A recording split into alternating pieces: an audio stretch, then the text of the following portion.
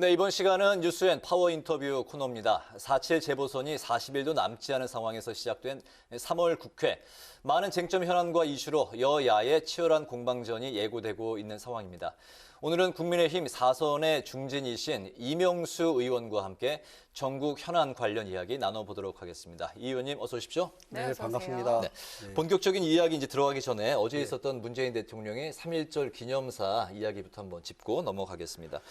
어제 이제 대통령께서는 일본과 언제든 마주 앉아서 대화할 준비가 돼 있다면서 한미일 3국의 이제 공조 협력을 이제 강조를 했는데요. 취임 후 그동안 이제 문재인 대통령이 매년 이제 3.1절 기념사에서 언급했던 내용과는 좀 결이 달랐다. 네. 그런 이제 평가들이 나오고 있습니다. 네. 한일 의원연맹 지금 부회장을 맡고 계신데 의원님께서는 어제 3.1절 기념사 어떻게 보셨습니까? 글쎄요, 지금 말씀하신 그대로인데요. 일단 지금 우리가 굉장히 외교적으로 중요한 시기거든요. 네.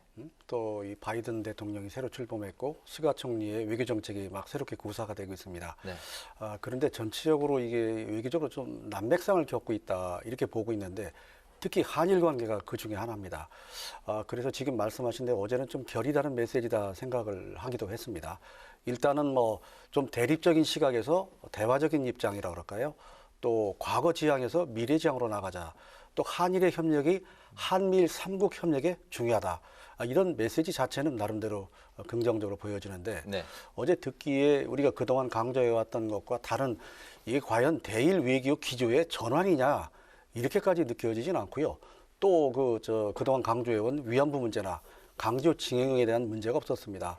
또 거기에 대한 구체적인 어떤 지금 대화를 하기 위한 어떤 계기나 그런 것들을 제시하는 것도 없었고 그래서 아직 일본 반응도 좀 시큰둥하고 그래서 전반적으로 대일 외교의 새로운 메시지는 우리가 긍정적으로 보는데 네. 제대로 이걸 할 것인가 하는 준비와 인식과 그런 그 기반이 돼 있느냐 하는 것은 아직은 좀 의문점이 많습니다. 알겠습니다. 네, 오늘 또 국무회의에서 15조 원의 추경안 의결이 됐는데요. 국민의힘은 국민들의 좀 경제적인 고충에 대해서는 공감을 깊이 하지만 추경 편성에 있어서는 비판적인 입장인 걸로 알고 있는데요. 이유와 좀 자세하게 설명을 해주시죠. 정말 지금 국민들이 겪고 있는 고충 생각하면 저희들이 뭐 여기서 뭐라고 말씀을 드릴 수가 없을 정도에 정말 심각합니다. 절박합니다. 네. 절실합니다. 오죽하면 자살하는 사람이 생기겠습니까? 그런데 저는 이것을 해결하는 방식이 우선 정부 입장에서 해야 할 일이 우선은 빨리 백신을 좀 접종을 서둘러야 돼요. 지금 2만여 했잖아요. 2만여 명 정도. 네. 그다음에 중요한 건 규제를 좀 합리적으로 완화시켜야 돼요. 지금 100만 원, 200만 원 줘서 해결될 문제가 아니다. 이런 소상공인들 얘기가 절실합니다. 네. 우선 이번 정부 여당이 추진하는 이 추경에 대해서 저는 세 가지 점에서 문제를 제기합니다.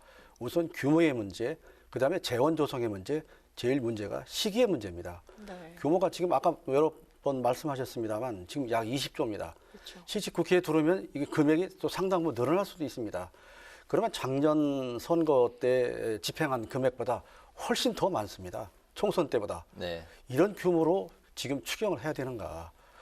그래서 우선 규모를 지금 기존 예산이나 아까 말씀한 3차 재난지원금 집행도 안 됐거든요. 네. 금년에 세운 예산 집행도 제대로 안 하고 또 이렇게 큰 규모를 해야 될 거냐 하는 거에 대해서 저희들은 아니라고 보는 거고요. 두 번째는 이 재원 조성이 아시는 것처럼 15조 추경은 거의 다 이 빚입니다. 빚 누가 갚습니까? 국민이 갚습니다. 그래서 이것도 문제다 하는 거고 기존 예산 중에 줄이고 감액하고 덜 쓰고 하면 얼마든지 만들 수 있는데 굳이 이거를 이렇게 또 빚으로 또 이걸 메워야 되는가. 제일 문제가 이 시기입니다. 네. 이렇게 긴급하고 그러면 1, 2월 달에 줬어야죠. 왜 하필이면 3월 달에 맞춥니까? 아까 매표행이니 표필님이 이런 비판을 받게끔 하고 있어요.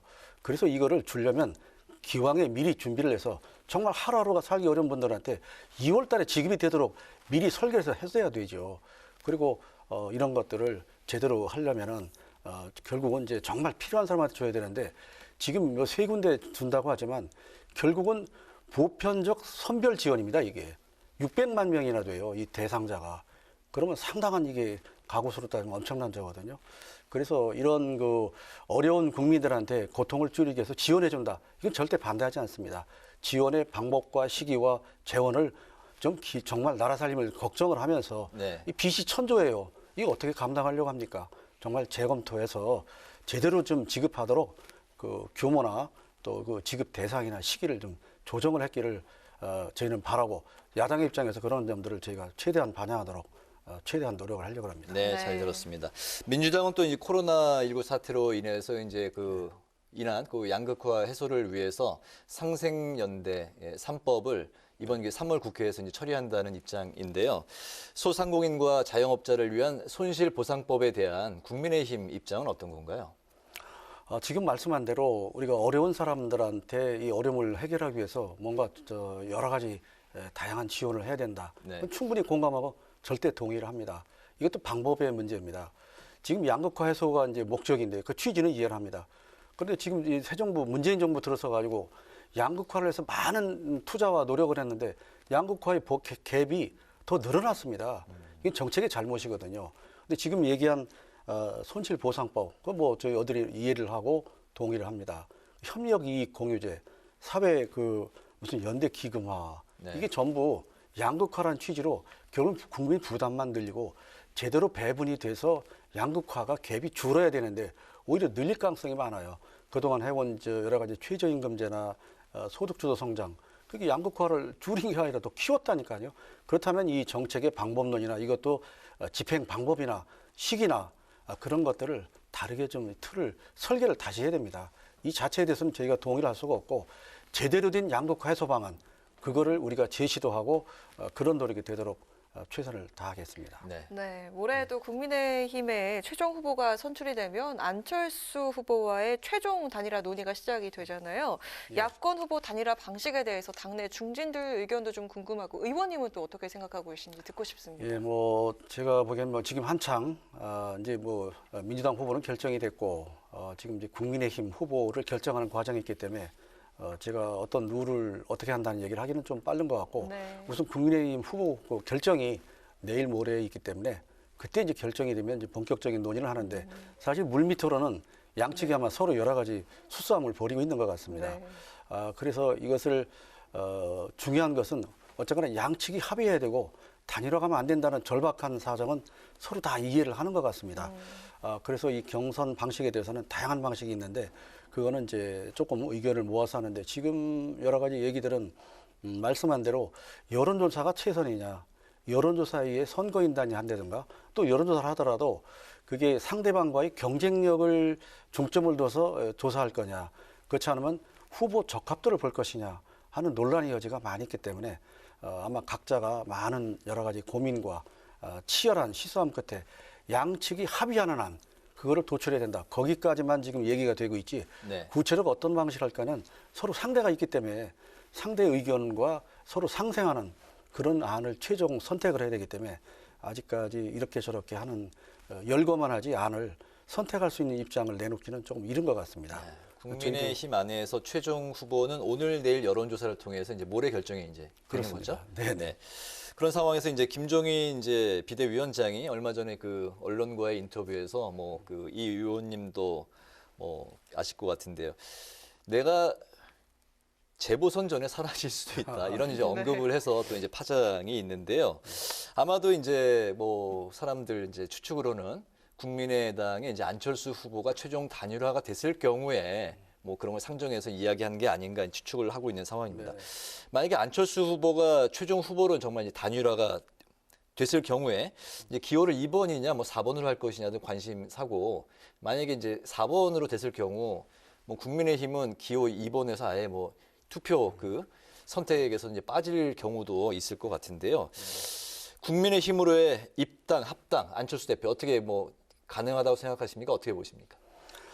앞서 말씀한 우리 김종인 비대위원장께서 말씀한 거는 절박한 그런 심정을 표현한 걸로 저희들은 그렇게 알고 있습니다. 국민의힘이 제1야당으로서 후보를 내야 된다. 또 안철수 후보가 만약에 단일화해서 후보가 된다면 국민의힘으로 나가달라. 그런 간절한 저희들의 바람을 얘기를 한 걸로 네. 그렇게 파악하고 있습니다. 저희들은 당연히 제1야당으로서 안철수 후보가 만약에 단일화 후보가 된다 하더라도 2번이 됐으면 하는 건 당연하죠. 네. 또 그런 노력을 최대한 할 겁니다. 그러나 만약에 그렇지 않을 경우에 그렇다고 해서 우리가 이 단일화 약속을 어기거나 여기서 이탈하면 안 되기 때문에 그건 어떤 우리 쪽의 바람과 또 안철수 후보 측의 여러 가지 바람이 서로 잘 합치가 되도록 최선을 다해야 되겠는데 우리는 입당을 바라는 게 사실이고요. 그것이 안 됐을 경우에 하더라도 이 단일화의 틀, 양측 합의의 틀은 결코 그것이 흐트러지거나 달라져서는 안 된다. 그렇게 생각을 합니다. 네. 또 최근에 이제 국민의당 안팎에서 김종인 비대위원장 체제에 대한 이야기도 이제 많이 나오고 있는데 아마 그런 이야기를 또 이제 김 위원장도 좀 참고해서 사라질 수도 있다 이렇게 언급한 게 아닌가 싶습니다. 뭐그 당내에서도 좀 그 의견이 엇갈리는 걸로 알고 있는데 의원님 생각은 어떠십니까? 글쎄요, 뭐 당 차원에서 당을 책임지는 입장에서 걱정한 그런 얘기로 저는 이제 듣고 있고요. 그렇지 않도록 해야 되죠. 그러나 만약에 그런 상황이 오지 않도록 해야 되는데 우리 이제 김종인 비대위원장께서 일단 보선 때까지 당의 비대위원장을 맡겠다 이렇게 했기 때문에 그런 부분에 대해서 뭐 지금 이렇다 할 일은 아니고 지금 오로지 이번 보선이 왜 생겼습니까? 이거 잘못된 거잖아요. 국민 입장에서는 이 중요한 시기에 이 보선 때문에 이렇게 시간과 많은 국력을 소모해서 되겠습니까? 이게 참 성추행이라고 하는 그런 걸로 서울과 부산이라고 하는 이 상징적인 그런 도시의 수장을 새로 뽑는다는 거 안타까운 일이거든요. 빨리 이런 것들을 벗어나서 제대로 잘할 수 있는 그런 위치를 국민의힘이 주도권을 가졌으면 하는 그런 바람으로 저희는 이해를 하고 저희가 할 수 있는 모든 제1야당으로서의 노력을 더 열심히 해야 되겠다 그런 판단을 하고 있습니다. 비대위 체제는 끝까지 가는 것이 좋겠다는 말씀이시죠? 그렇습니다. 네, 알겠습니다. 네, 또 마지막으로 법안 보선 관련 때까지.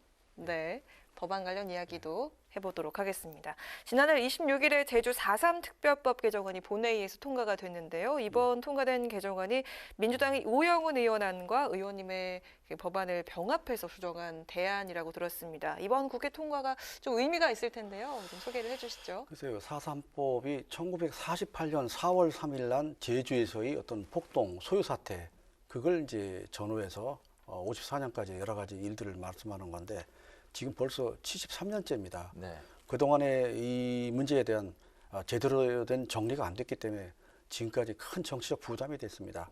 그러나 이런 문제를 더 이상 오래 끌면 안 되기 때문에 이번에야말로 정말 4.3법을 정리를 하자. 네. 이런 여야의 합치된 생각이 법을 통과되게 되겠죠. 근데 이번에 가장 중요한 것은 그 4.3 사건에 대한 그동안의 조사가 조금 편향됐지 않았느냐. 그 여야 뭐 여러 가지 함께 다 공감할 수 있는 그런 균형된 시각으로 추가 진상조사를 하자. 네. 그리고 이제 관련자들이 8, 90 연세가 많아서 돌아가실 때입니다. 이분들한테 그동안의 고통이나 그런 것들을 정말 억울하게 희생된 분들을 위한 보상을 좀 해줘야 되지 않겠느냐. 지금 우리는 위로금 등 특별 지원이라고 했는데요. 그걸 하고요. 또 전에 이 판결이 군법회의나 이런 데서 잘못된 판결로 된 분들을 이번에 재심 청구를 할 수 있도록 기회를 주어서 명예를 회복시키자. 이 세 가지가 주안점이었습니다. 그 부분이 어렵게 처리가 돼서 합의 처리가 된 것에서 큰 의미가 있고 정말 이제 과거의 4.3 사건이 아니라 미래의 4.3 사건으로 네. 새롭게 승화하고 좀 이렇게 치유가 되고 통합이 되는 그런 새로운 계기가 됐으면 제주의 봄날이 얼마나 아름답고 희망찹니까? 맞습니다. 그런 제주의 봄날이 4.3 사건의 재조명으로 정말 밝고 희망찬 제주의 봄날 우리가 함께 만끽할 수 있는 그런 계기가 만들어졌으면 하는 뜻으로 위원회 함께했습니다. 네, 저희도 그런 날이 꼭 오기를 바라겠습니다. 오늘 뉴스엔 파워 인터뷰는 3월 국회 쟁점 그리고 서울시장 야권 단일화 후보를 중심으로 지금까지 국민의힘 이명수 의원과 함께 논의했습니다. 오늘 말씀 고맙습니다. 네, 고맙습니다. 고맙습니다.